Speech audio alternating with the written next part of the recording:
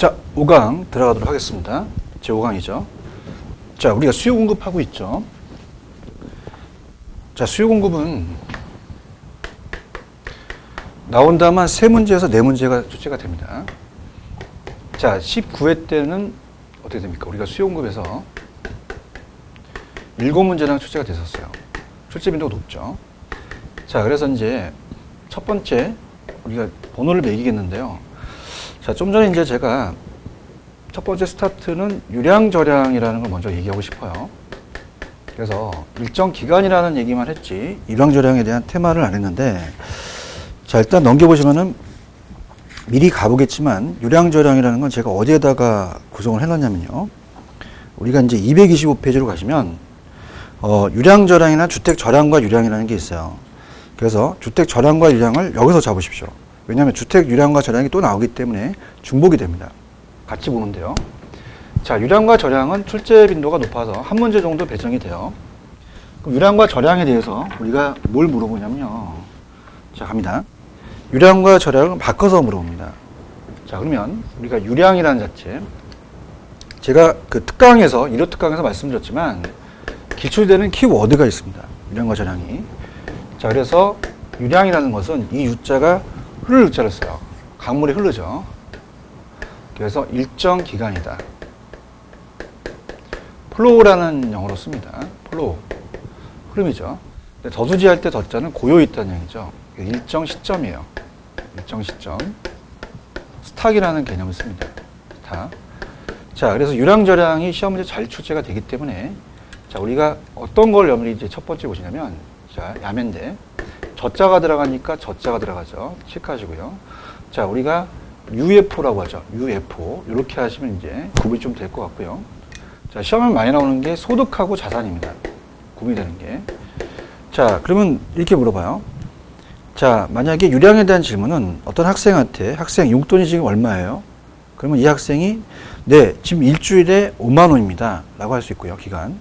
자, 저량 질문입니다. 학생 용돈이 얼마 있어요? 자, 네, 지금 3만 원 있습니다. 라는 것은 축적된 거죠. 그래서, 자, 갑돌이 와이프가, 우리가, 1,000만 원을 이제 소득으로서 이제 벌어서 갖다 주는데, 연 1,000만 원 갖다 주면은 쫓겨나죠. 월 1,000만 원 갖다 주면 난리 납니다. 하루에 1,000만 원 갖다 주면 쓰러지죠.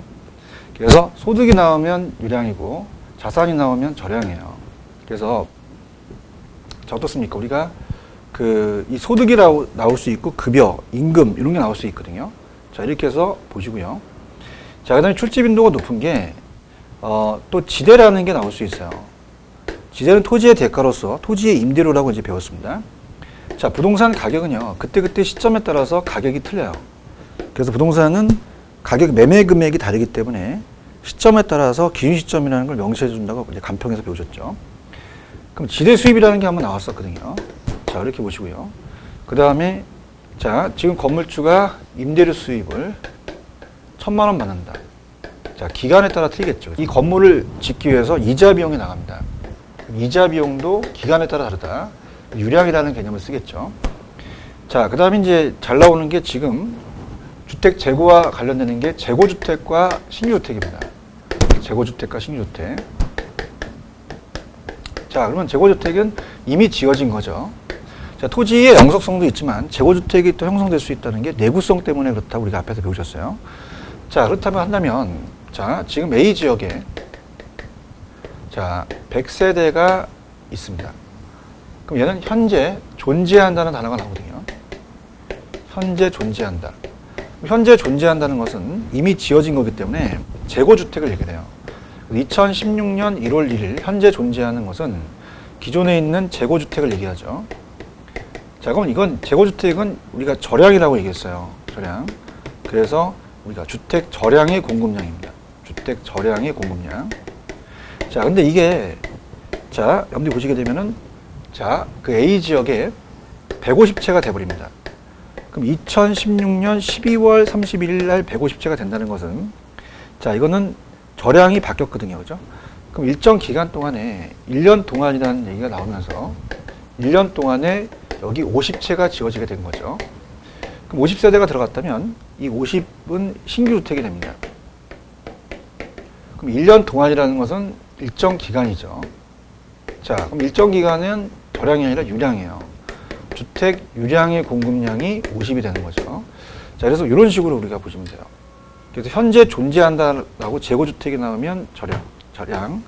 그다음 일정 기간의 신규주택은 유량이다. 자, 그래서 오래된 건 저량, 새 거는 유량이다. 이렇게 보시면 돼요. 특히 조금 더 우리가 업그레이드를 한다면 단기는 공급하기가 어렵습니다.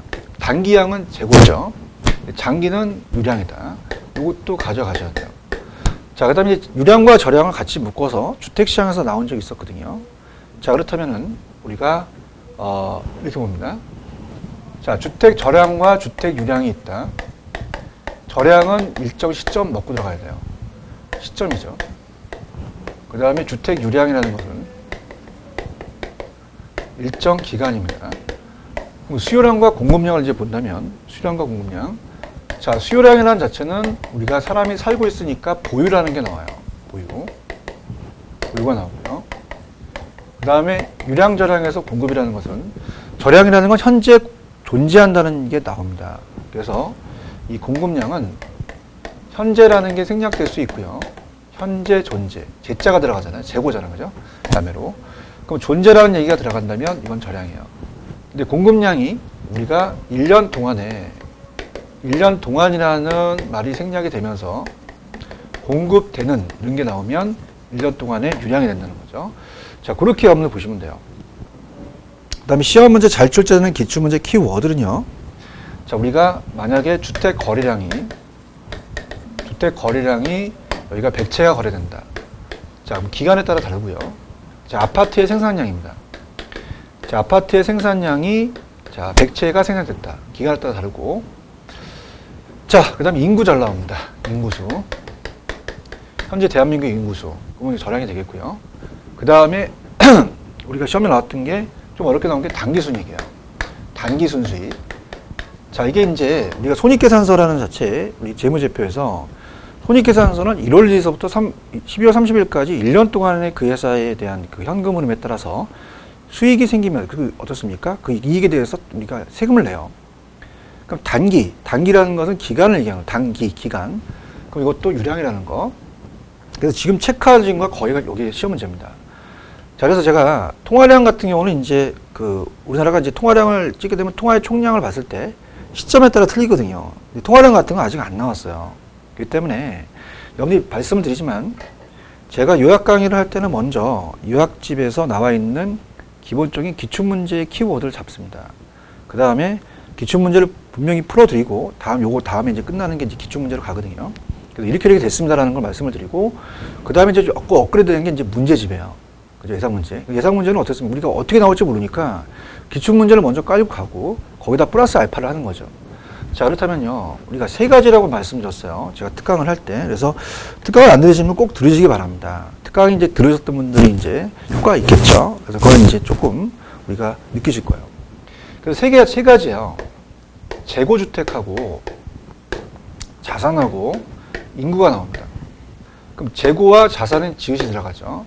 저량이 지읒이 들어가고 지대수익 같은 경우는 지읒이 들어가는데 이건 유량이라는 거 주의하시고 인구입니다. 그래서 인구, 재고, 자산 이 세 가지만 본다면 기출 문제는 거의 맞춰요. 근데 이제 우리가 이 저량이라는 자체가 자산, 인구수, 재고가 있죠.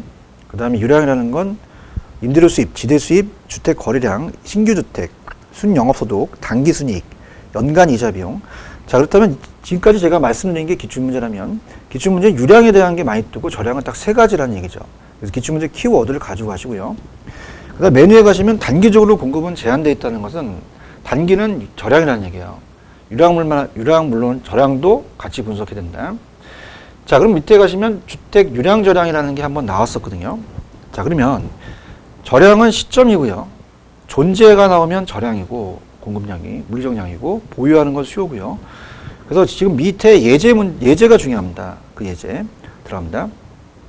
그 예제가 중요한데 일정 시점은 자, 지금 현재라는 단어가 있고 거기 보시면 현재에 존재한다는 얘기죠.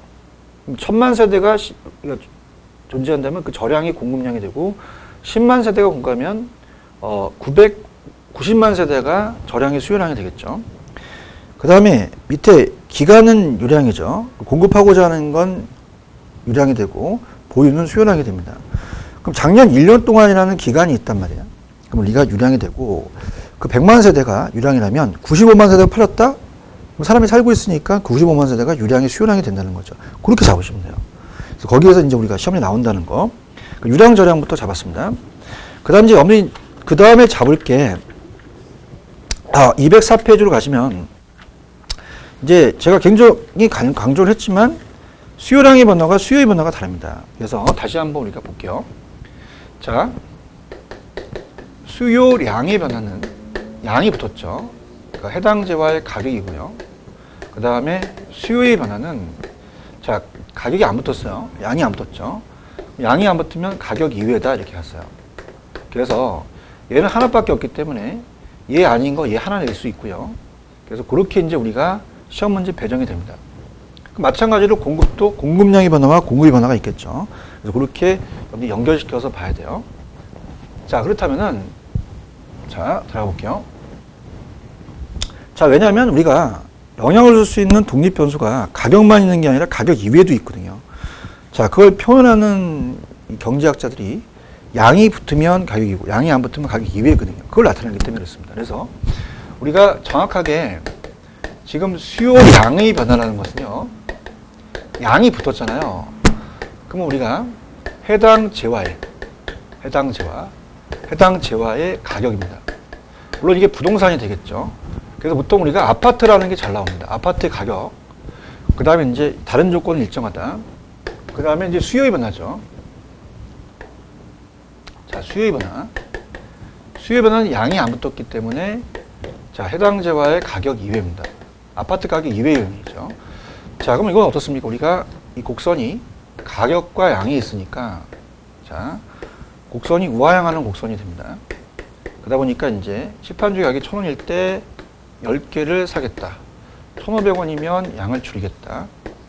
자, 500원이면 양을 늘리죠. 그래서 자, 이건 어떻습니까? 곡선상의 점이동이 되겠죠. 그래서 아까 수요 법칙이 우하향하는 곡선이 됩니다. 가격 때문에 그렇고요. 자, 이게 아파트 가격이라면 아파트 가격 이외의 요인이 바뀌어요. 바뀝니다. 그래서 이렇게 가격은 일정한 상태에서 다른 요인 때문에 곡선이 이렇게 이동하죠. 그래서 양이 증가될 수 있고 감소될 수도 있다는 겁니다. 자, 그럼 가봅시다. 우리가 금리라는 게 잘 나옵니다. 금리. 자, 금리가 인하합니다. 가격 이외죠. 그럼 기분이 좋으면 우측이죠. 우측. 그래서 우측으로 움직이고요. 자, 증가합니다. 수요 증가. 수요 증가는 우측이에요. 금리가 인상합니다. 안 좋아요. 그럼 금리가 인상하면 좌측이거든요. 그렇죠? 그래서 그렇게 움직인다는 거. 자, 수요 감소입니다. 그럼 우리가 둘 다 종속 변수가 10개에서 15개로 양이 늘어나는 건 똑같은데 원이 틀려요. 자, 그럼 이거는 우리가 배웠으니까 각선상의 점이동입니다. 이게 양이 붙으니까 동그라미. 근데 얘는 양이 안 붙으니까 곡선 자체 이동입니다. 그렇게 잡으십시오. 자, 그래서 그렇게 됐고요. 그 다음 이제 오른쪽에 보시면은 자, 공급도 있지만 공급은 제가 따로 말씀을 드리겠고요. 밑에 가시면 205페이지 가시면은 자, 소득의 변화와 관련 재화의 가격이 제일 잘 뜹니다. 자, 여기를 제가 조금 업그레이드를 해서 자, 이 소득 탄력성과 교차 탄력성이라는 게 있었잖아요. 그거와 연결시켜서 이제 갈 거예요.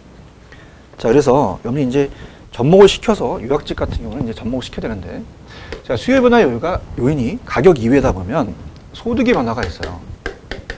자, 그래서 소득이 늘어나에 따라서 수요량이 같이 늘어가는 게 있고요. 같은 방향입니다. 그죠? 그래서 이제 같은 방향이 움직입니다. 그걸 우리가 정상제라고 얘기를 해요. 정상제. 자, 그래서 우리가 신차죠, 신차. 보통 우리가 소득이 많으면 새 차 뽑거나 새 집, 신축 사죠. 근데 이제 소득이 많아지면 중고품은 안 삽니다. 열등제가 중고차예요. 중고차. 내내배 이거 뽑으리. 그래서 수요량이 적어들어요. 그러면 얘와 얘는 같은 방향이고 얘와 얘는 반대 방향이거든요. 같은 방향 플러스 반대 방향 마이너스라는 자체가 소득 탄력성이 있어요. 물론 중간재는 소금과 간장은 상관이 없기 때문에 탄력성이 제로인데 자, 어디와 연결시켜야 되냐면 교재로 가시면 우리가 213페이지입니다. 그래서 미리 연결시켜서 보세요. 자, 이 소득 탄력성이라는 자체가 소득이 증가하면 수요가 증가하는 게 정상제고요. 자, 소득 탄력성이 제로면 변화가 없는 게 열등제죠. 아니, 중간제죠. 소득이 증가하면 양을 감소하는 게 열등제예요. 그럼 우리가 얘는 플러스가 되고 얘는 마이너스가 된다는 걸 가져가셔야 됩니다. 그죠? 이렇게 방향이. 그래서 플러스 마이너스다. 이렇게 해야지만 나중에 이제 연결시킬 수 있어요. 그 다음, 마찬가지예요. 지금 대체제 보완제도 거기 뒤에 소득 탄력성, 교차 탄력성이라는 거와 같이 연결시켜서 이제 봐야 되는데요. 자, 일단은 밑에 관련제와의 가격 변화. 자, 우리가 이거는 이제 우리가 심화 과정까지 와서 요약집을 하니까 다른 부동산의 가격입니다. 다른 부동산의 가격 변화. 자, 얘네들이 이제 제일 잘 떠요. 자, 그래서 어떻습니까? 우리가 이제 아파트 말고 다른 빌라라든지 이런 것 때문에 우리가 아파트에 영향을 줄 수 있는 거죠. 그럼 우리가 아파트가 만약에 가격이 상승한다면 다른 지역과 영향을 줄 수 있는 거죠. 그럼 아파트의 가격이 상승을 했어요. 아파트 비싸면 안 사잖아요. 그럼 빌라에 대한 수요량을 늘립니다. 빌라의 수요량. 그럼 빌라의 수요량이 늘었다는 것은 이건 대체제 관계거든요. 그럼 아파트는 대체제 역할을 한 거죠. 그럼 대체제 가격이 상승하면 내게 들어간다는 것은 같이 움직여죠. 플러스가 돼요. 그죠? 그러니까 우리가 지금 많이 엄들이 힘들어 하시는 게 아파트 가격이 오르면 아파트 수요량은 줄거든요. 자, 수요 대 수요는 대체는 대신할 수 있는, 성질이 비슷해서 바꿀 수 있는 제가 이거 아니면 저거이기 때문에 얘를 줄이면 얘가 늘어나는 게 반대예요. 근데 우리가 이 교차 탄력성, 아까 소득 탄력성인데 교차 탄력성은 다른 재화의 가격에 대한 해당 재화에 대한 거거든요. 우리가 얘 방향이 같은 방향이니까 플러스가 되면은 우리가 대체제가 됩니다. 대체제가 되고요. 근데 반대 방향이 있어요. 만약에 커피하고 설탕은 우리가 다른 재화지만 보완 관계거든요. 함께 있을 때 효용이 커지는 재화입니다. 그럼 커피 가격이 만약에 하락되면은 커피 수요량도 늘어나지만 설탕 수요량도 늘어나게 돼요. 그럼 얘는 얘 가격이 하락해서 그렇거든요. 얘와 얘가 반대 방향이기 때문에 교차 탄력성은 마이너스가 되는 거거든요. 그러면 이거는 보완제가 되는 거죠. 그럼 대체제 가격과 나는 같이 움직이고 보완제 가격과 나는 반대로 움직인다는 걸 아셔야 돼요. 근데 수요 대 수요는 상식입니다. 자, 우리가 커피가 늘어나면 설탕이 늘어나죠. 자, 이렇게 해서 갑니다. 그럼 대체 가격이 상승한다? 그러면 어떻습니까? 대체제 수요는 감소하지만 당해제와 수요는 증가하고 보완제 가격이 상승해서 보완제 수요가 감소하면 내 것도 감소한다. 그렇게 하셔야 돼요. 그 다음에 이제 소비자의 가격 상승에 대한 예상. 이것도 잘 나오는데요. 자, 세 번째는 가격 상승의 기대감이에요. 아직 상승은 안 했죠. 예상입니다. 그죠? 그럼 우리가 가격 상승할 것 같다면 미리 사재기를 해야겠죠. 그죠? 그래서 수요가 더 증가한다. 이렇게 보세요. 그거 외에 인구라든지 인구가 늘어나면 수요가 늘어나고 그 다음에 소비자의 선호도, 아파트의 선호도가 늘어나면 아파트 수요가 늘어나고 그 다음에 어떻습니까? 이런 것들이 이제 거의 다 수요와 관련되는 것들이죠. 그죠? 근데 여기에 건축 원자재나 기술 수준이 들어가면 안 됩니다. 이건 공급 관련되거든요. 그렇게 해서 엄밀히 보시면 돼요. 근데 아까 좀 전에 교차 탄력성이라는 자체가 페이지 가시면 214페이지에 다른 재화의 가격에 대해서 당해 재화에 대한 수요. 그래서 자, 다른 재화의 가격 때문에 당해 재화 수요량이 증가했다. 상승했으니 같은 방향의 플러스. 자, 보완제는 어떻게 돼요? 자, 다른 재화 가격이 상승했더니 내 건 감소했다. 하락했으면 내 건 증가했으니까 그건 마이너스다. 그래서 같은 방향이냐 반대 방향이냐 가격 대 수요 가격 대 수요 이렇게 해서 암기를 해두시고요. 가장 어려워하는 부분이에요. 근데 이제 가장 잘 뜨는 게 이제 여러분이 어때요? 자체적으로 이 대체제 보완제가 잘 뜬다는 거 꼭 체크를 하시고요. 그 다음 공급입니다. 대체제 보완제가 나오면 보통 수요에서 나오지 공급에서는 잘 안 나오거든요. 자, 그래서 우리가 이걸 이제 살릴 겁니다. 자, 그래서 이제 공급으로 간다면 자, 공급이라는 자체는 어때요? 다 우리가 싹 이걸 지운다면 공급의 변화와 공급량의 변화와 공급 변화가 틀려요. 그러면 또 어떻다? 양이 붙는다, 양이 안 붙는다 따라 다르죠. 자, 양이 붙으면 가격이에요. 그래서 가격이 있다. 공급곡선을 우상향한다 그랬죠. 자, 그 다음에 이제 가격 이외에는 가격 때문에 그런 게 아니라 다른 요인 때문에 바뀝니다. 자, 그래서 자, 만약에 얘가 가격이 1,000원이다. 그럼 10개를 공급하겠다. 만약에 1,500원이다. 그럼 양을 늘립니다. 15개가 되고, 그 다음 500원이다. 양을 줄입니다. 5개가 되겠죠. 자, 그러면 가격은 그대로 우리가 가고요. 다른 요인 때문에 바뀝니다. 금리가 제일 잘 뜹니다. 여기. 그래서 공급곡선이 이렇게 되는 거죠. 그래서 우리가 5개, 15개, 15개. 그러면 금리라는 것은 수요 공급을 다 움직입니다. 금리가 인하하면 좋죠. 자, 금리가 인하하면 공급이 증가됩니다.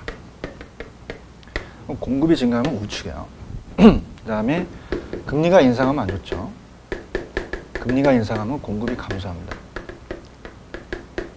좌측이 되겠죠.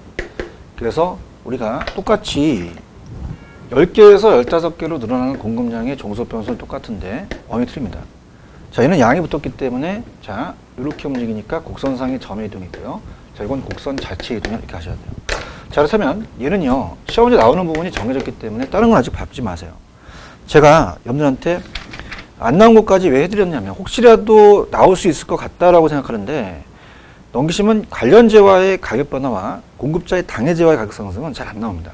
가격은 다 반대거든요. 그럼 이제 공급의 변화 요인만 가져가세요. 기술 수준 생산 요소 가격이다. 자, 그러면 이게 잘 나옵니다. 자, 기술 수준이 진보가 돼야 되고요. 이게 수요가 되면 안 돼요. 공급이고요. 그 다음에 생산 요소의 가격이라고 돼 있어요. 자, 생산 요소의 가격은 생산 요소 가격. 자, 건설회사가 주택을 질 때 토지 취득 비용이 들어갑니다. 그러면 토지에 대한 취득 비용이 들어간다면, 특히 이제 택지화되어 있는 토지 산다면 그 비용이 낮아야 돼요. 그러니까 우리가 이 생산의 3요소가 토지, 노동, 자본이 있거든요. 토지에 대해서는 취득 비용이 들어가고 노동에 대해서는 근로자의 임금이 들어갑니다. 그럼 근로자의 임금도 낮아야 된다는 거죠. 근데 주의하실 게 소득이라는 자체는 수요를 움직여요. 소득이 늘어나면 수요가 늘어나는데 근로자 임금은 공급자가 근로자를 고용했잖아요. 근로자 임금은 공급에 대한 요인이니까 생산 요소의 가격이 생산비를 얘기합니다. 생산비가 하락이 된다는 거죠. 그 다음에 토지, 노동, 자본이 있으면 거기에 자본에 대한 이자가 나오고요. 그 다음에 우리가 어떻습니까? 경영도 하나의 생산 요소라면 경영 이윤이 있는데 그건 뭐 잘 안 나오니까 이런 게 이제 잘 뜨고, 특히 이제 자, 건축 자재가 들어가요. 그래서 건축 원자재 가격이 하락돼야 되죠. 뭐 이런 것들이 나올 수 있어요. 그러니까 얘가 초래될 가능성이 높습니다. 그래서 공급이라는 것은 제가 해드린 것만 하시면 돼요. 그래서 건축 기술의 발달, 그 다음에 생산 요소 가격은 다 공급이지 수요에 들어가면 안 된다. 자, 그렇게 보시면 되고요. 그 다음에 부동산 수요와 부동산 공급의 특징은 그냥 밑에 박스에 있는 건 제가 나중에 좀 난이도가 있기 때문에 나중에 이제 여러분들이 공부를 열심히 하셨으면 일단 정답은 7번이 정답이에요. 근데 그거에 대해서는 여러분들한테 숙제를 내드립니다. 요약 강의가 이제 나중에 예상 문제까지 같이 가기 때문에 이걸 지금 해드리게 되면 굉장히 혼돈이 오셔요. 그래서 우리가 기출 문제를 먼저 푼 다음에 예상 문제 갈 때 같이 해드릴 겁니다. 자, 부동산 수요 및 공급에 대한 특징 갑니다. 자, 수요라는 자체는 비소멸성 수요로서 수요는 언제든지 또 공급자로 이제 전환이 가능하죠. 갖고 있으면 또 사게 되면 또 팔게 되니까. 또 수요에는 뭐 전문적인 지식이 또 필요하죠. 그죠? 뭐 채용을 해야 된다든가. 구매 절차에 따른 일반 경제와는 다른 특수한 방법이 쓰인다. 우리가 또 등기를 또 해야 되잖아요, 부동산은요. 구매 자금을 추적하는데 또 오래 걸리고요. 그 다음에 개별성 때문에 수요에 대한 차별화가 있다. 우리가 보통 젊은 층은 아파트를 선호하지만 어르신들은 단독주택을 또 선호하겠죠. 탄력성에 따라가는 건 나중에 탄력성에서 보여드리려고 하고요. 부동산 공급에 대한 특징이라는 것은 위치에 따라서 부동산이 다르겠고요. 그 다음에 또 부정성 때문에 공급하기 힘드니까 비탈을 쪽이고, 유량 저량을 앞쪽에서 보셨어요. 부동산은요, 유량만 있는 게 아니라 저량도 있습니다. 신규 생산자뿐만 아니라 기존에 있는 건물의 소유자도 매도할 수 있으니까 공급자가 될 수도 있다. 토지는 물리적 공급은 불가능하나 용도적 공급은 가능하다고 앞쪽에서 했었고요. 건물은 물리적 공급이 가능한 단기적으로 수요에 대해 즉각 늘리기가 어렵죠. 그냥 이해하시는 걸로 가고요. 자, 오른쪽에 이제 균형에 대한 결정 및 균형의 이동이에요. 그래서 우리가 여기서 가격이라는 게 나오죠. 자, 그래서 양가로 이번에 보시면은 균형이라는 것은 수요자들은 원하는 양이 최대 수량과 공급량도 최대 수량 같은데 가격 의사결정은 틀립니다. 자, 여러분이 이제 만약에 매도자와 매수자를 봤을 때, 이 부동산을 봤을 때, 자, 매수자는 어떤 가격 이상은 안 지불하려고 그러죠. 매수자가 원하는 것은 최대 가격이 되겠고, 공급자는 만약 칠판주의가 생산비가 1,000원이다. 그럼 1,000원 밑으로는 안 받으려고 그래요. 그래서 그 밑으로는 안 내려가기 때문에 최소 가격이다. 이렇게 잡으시고요. 그 다음에 이제 우리가 박스는 제가 예전에 시험 문제 나왔던 게 박스를 쳤죠. 그래서 예전에는 제가 균형이라는 걸 말씀을 드렸어요. 그래서 균형이라는 걸 말씀을 드려서 누가 만나야지만 균형입니까? 수요와 공급이죠. 그래서 이제 균형이라는 자체를 우리가 들어가 볼게요. 균형을 잡습니다. 자, 균형은 수요와 공급이 만나야지만 균형을 이룹니다. 가격과 양이 있으면. 자, 공급하고 수요가 만나야 되죠. 여기서 균형을 이룬다. 그럼 우리가 문제를 바로 즉각적으로 풀 텐데요. 자, 들어갑니다. 자, 균형이라는 것은 균형 가격과 균형 수급량을 구하라고 나옵니다. 자, 수급량이 거래량을 얘기합니다. 자, 그러면 여기가 균형 시장 가격이 되고 여기가 균형 거래량이 된다는 거죠. 자, 그러면 우리가 박스를 보시면은 예전에 시험에 나왔던 게 수요 빚 공급표에서 균형 임대료와 균형 거래량은 가격이 같은 게 6만 원이잖아요. 같은 게 80입니다.